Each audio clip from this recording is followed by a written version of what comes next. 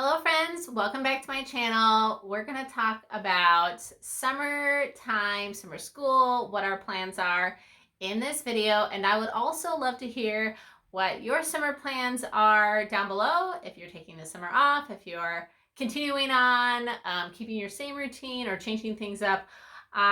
This is what we're doing this year. We've never done before. And so I'm always curious to see what rhythms work for families in different seasons. So if you want to see what our summer schedule is going to look like, Lord willing, then watch this video.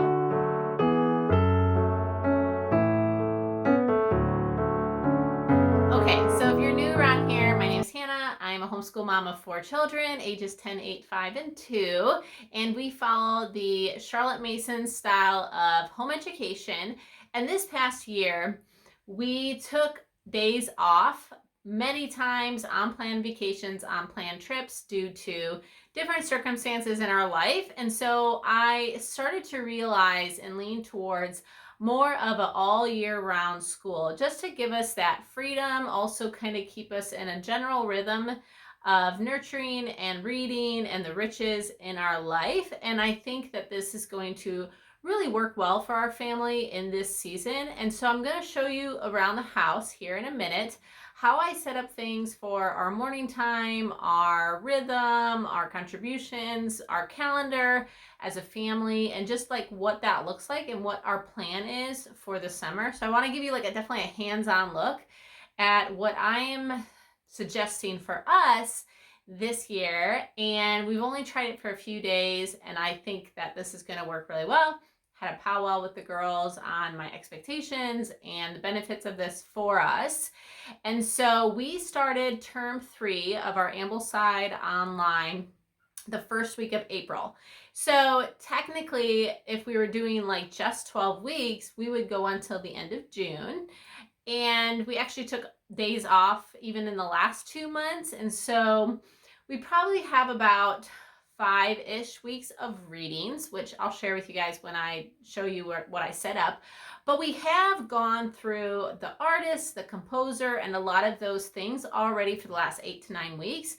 So I feel like we've really had a deep dive into those specific ones. So I'm doing something a little bit different for that morning time part of our riches. But I'm going to have them basically finish out their term. But by removing some of the things in our morning time and removing some of the expectations of their independent work, they're just going to be able to really just focus on their Ambleside readings in the mornings. And then when we finish those, which should be around the end of June, then I will give them their term 3 exams, and it'll be about 12 to 14 weeks or so for this term. And I think that that's good. But we have a couple of vacations in July. I am actually going to just set up their term 1. And once we finish term 3, I'm going to actually just replace all of the things that are in those baskets with their term 1 and continue this rhythm until we are more into like the, school routine, which is pretty much after Labor Day when we're doing like 5 days a week. But we have a lot of fun things planned this summer. And so I only expect us to sit down maybe 3 days a week of an actual official morning time and independent work. So I am going to show you guys what that looks like. If you have any questions about this or need copies of like the family chart or morning rhythm or anything like that, please just comment below with your email and what you need. And I will be sure to send that over, or I'll try to reply in the comments with the things that you need. So some of the things that we will be doing before I show you our morning time kind of setup is we are definitely have beach days planned. We're hoping to get to the beach maybe once a week with some of our homeschool friends. We set up like a Discord chat with some of our local homeschool friends so that we can just, if we have spontaneous hikes or beach trips or park play dates, we can communicate that with one another so that we can have those touch points throughout the summer. We also plan some more formal, intentional hiking days. So we have 6 just hikes planned. We have a field trip planned. And all of that is in the first 3 months with just some of our local homeschool friends, which we're really excited about those. And it's nice to get them on your calendar so that you have them to look forward to. And then another homeschool friend of mine put together a morning time for my girls just to get together and enjoy some riches with some of their friends. And so we're doing that also once a week. And she has been so generous and kind with her time. And she organized a whole thing for them to enjoy with one another, including tales and artist study and a handcraft and a lot of just good things that is going to come into place with that. And then we have our 3 trips that we have planned that are all in July. So July is going to be a very busy month, but hopefully we'll still have these touch points with a little bit of riches just to remind us that all our lives we're learning and we're creating and cultivating this discipline for learning. And that's one of the reasons why for us in this season, I didn't really want to just take this big, massive 3-month break, because in reality, you're always learning and growing no matter what season it is. And so I want my kids to really understand and appreciate that.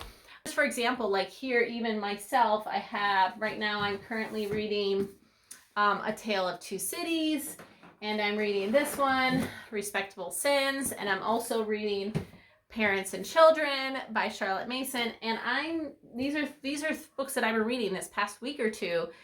So it's kind of showing and teaching them what so many of us moms are learning with mother culture, where we're always kind of dabbling in the riches in our life. And so I feel like that's how I want it to be. I don't want to just go cold turkey with our whole day ahead of us every single day of the week, because really that means we're not being intentional with our learning. And of course we have plenty of free days. Don't think I've planned something for every day, but hopefully that explains my reasoning behind what I'm doing. And so now I'm going to go show you our calendar and contributions, and also show you the setup that I put together for our homeschool morning as well. All right, so this is our family command center, and I updated both of our family contribution chart and our rhythm to reflect summertime, kids getting older. And then this is just, I saw an idea on Pinterest of printing something, but what I did instead was I went to the Dollar Tree and I got a 3-pack of these poster board, and then I just made my own calendar. So it cost me literally 30 cents, and then I already had the pens for that. So I put together this, and this is just all the things that we have going on. And then every week I'm just gonna write in the days that we can do school, so the girls know what days we can do school. So like on Sunday, I'll just look like this week here, we probably will only do school Thursday and Friday because it's my girl's birthday and we have morning time with friends, and that counts as school. So just to kind of give you an example, and then I put all the fun things on there. And then I had the girls help me make a bucket list, and we're going to do this for July and August as well. And if we really enjoy this, I'll just keep it up. Like I said, it's a 3-pack at the dollar store. It only took me a minute. Now that I know, like, how many inches I want the calendar to be, I could easily duplicate this. But just like picnic, summer show, homemade ice cream, water balloon fight, pick strawberries, go to the farmer's market, visit the zoo, host a bonfire, go on a hike, mani-pedi, which we already kind of worked on that, bike to Culver's, go to the beach, go to the dog park, and go on a bike ride. Some of these overlap. So the girls did help me with that. And then over here, this is our family contributions. We've had this chart since January, since the beginning of the year, since I realized our family needed a complete overall. And I did a full planning video, which I'll link down below, just kind of explaining my reasoning behind this. But I did upgrade my 5-year-old son, he's 5.5, to a few more chores that I'm going to train him. Just like Sonia Schaefer says, make sure, we spend a few weeks of doing it together so he can kind of copycat me and learn how to do it until I think he's capable of doing it by himself. And then my 8-year-old got a few different chores now, and etc. So I'll just keep, as they grow older and can do more. And then I completely updated our timetable. Before we had like an actual timetable for like a full school week on here, but I updated it to just a family rhythm. So we'll still do morning routines and then breakfast. And then the morning time, I want it completely going to be not about like completion, but rather just total amount of time. So we'll be just keeping, using their like timers. We just have like these timers. We have a couple of them all over the house. And we'll do our little short morning basket, which I'll show you in a minute. They'll do their math, not even if it's a whole lesson, just 20 minutes, and then 15 minutes of one of these, just to keep moving through them, and learning and practicing their handwriting and practicing their typing, things like that's good. 3 readings for 45 minutes, or when they finish the term, and they're waiting for like the next term to start with their sibling, they can just do free read. I want them reading, each time we do like our official morning time, I want them to read, because just like it's a discipline, right? It's a discipline to do. Okay, and then we'll have just, obviously free time, and then their afternoon contributions, which are the ones that you see here. It's their chore of the day, and then free time, which is what they're doing right now. Summer snack, and then I do want to kind of wind down on summer nights and take the time to either read our read aloud together as a family, or play a game, or work on like their crochet or their handicrafts. So we'll see how this part gets implemented, because so many times they just play outside till like 9 o'clock. So we'll see. The rest of it, I think, is already been tried and true. So I think the rest of it will go well. So let me show you our setup that we have for our school. So what I did, and I usually have like a seasonal basket here, which I've shared before, but the fact of the matter is we will probably not go down to the basement very often. Like, we hardly go down to the basement during the summer. It just doesn't happen. And so it just doesn't make sense for us to have our school down there, because we just will never go down there. And yeah, so I brought it all up here. And what I did for our summer months is, in this book, in this basket, I put the girls, all their independent reads. Obviously, my year 3 student, I read the books, with her or to her. So we put all of those in here. So like what we have working on right now, we have finishing up Seabird, Men of the Mississippi. That's her Book of Centuries. George Washington's World, Joan of Arc. I think that's This Country of Ours. This is Age of Fable. Burgess book, we only have 2 left, I think. And then Madame How and Why, Storybook of Science, Abigail Adams, and Robin Hood, Plutarch. So that's what they're reading, like for independent work. And then over here, this will be in So Bright. So I'm going to move this basket where you guys can probably see it a little better. Okay, the window was so bright. So this will be, so what I did was I brought, these are their Ambleside charts. And you can see we have about 5 weeks. Some of them are done, and I don't even know if this is up to date. Like, I know they've read more of their Bible. They just forget to check it off. So this is where they can easily just check and pick 3 readings. And then I added a couple books to read in our morning time. That's our poem book. And then this is all modified. So what I'm planning on doing is we'll just review a hymn or folk song that we've already learned. I'm not going to learn a new one this summer. And then same with Spanish, we'll just be reviewing old lessons, really getting them under our belts, so I don't have to have my laptop or computer or anything, since we know like a good half of them. And then we'll read our Bible lesson, and then I'll just pick one book to read.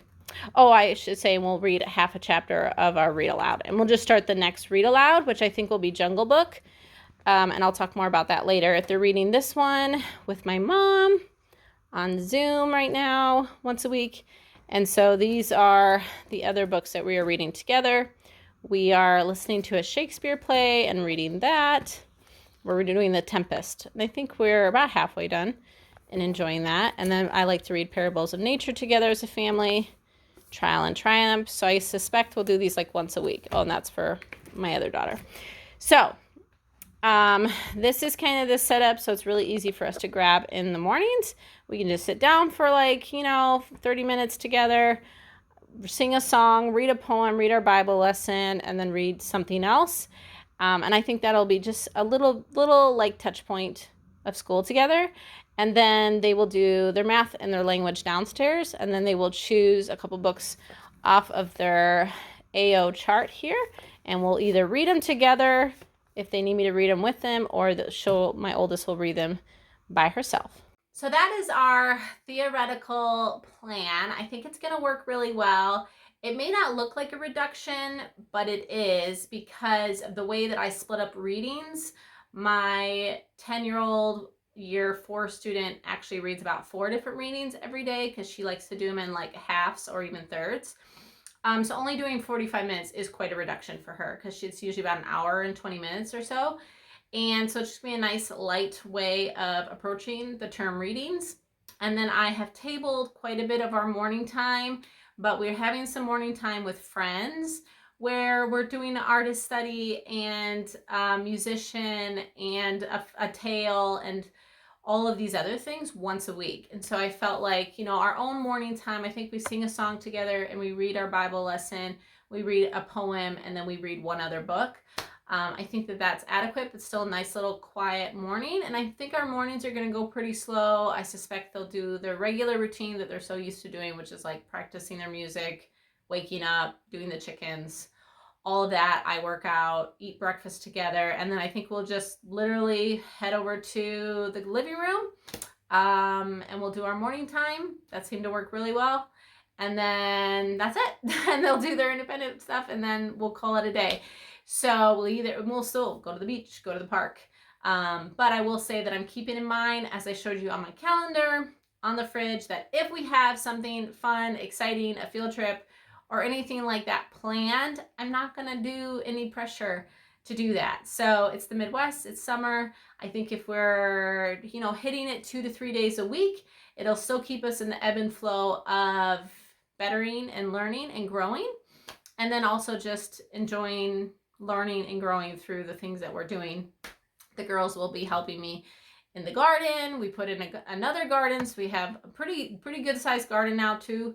And so of course that's going to affect our term in the fall because I'm going to be doing a lot of canning and harvesting. And so that's why these are the reasons why I think we just have to continue through, because I think we're going to be doing 2 to 3 days come August and September when we are helping mom can. And so that's the adjustment that I see us doing.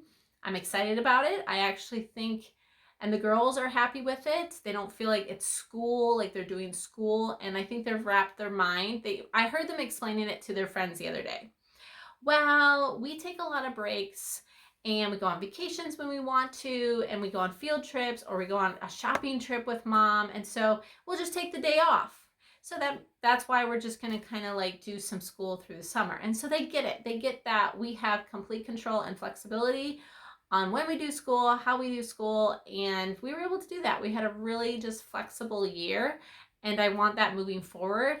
And I think that continuing into term 1, right away in July, but with the light approach, means that we, might be able to start and maybe even finish term 2 before the holidays, because I want the holidays to be a more focused morning time specifically about like holiday seasons and all of that wonderful, Advent and just that season. So I don't want us to feel like we're taking this really funky break when it comes to composer study, artist study, etc., etc., etc. So we'll see how this goes. We have never done school in the summer before. Even my intentions to do math and whatnot usually fall through. So I'll have to give you an update when we finish term 3 and let you know how our summer has been going. And I hope that you will share with me your plans down below and what this year looks like for you. And if you like this video, give it a thumbs up. And if you're new here, I would love for you to subscribe and hang out with us as we just share all the messy in-between motherhood, homeschooling that you'll find on this channel. Thank you so much for being here. We'll see you guys next time. Bye.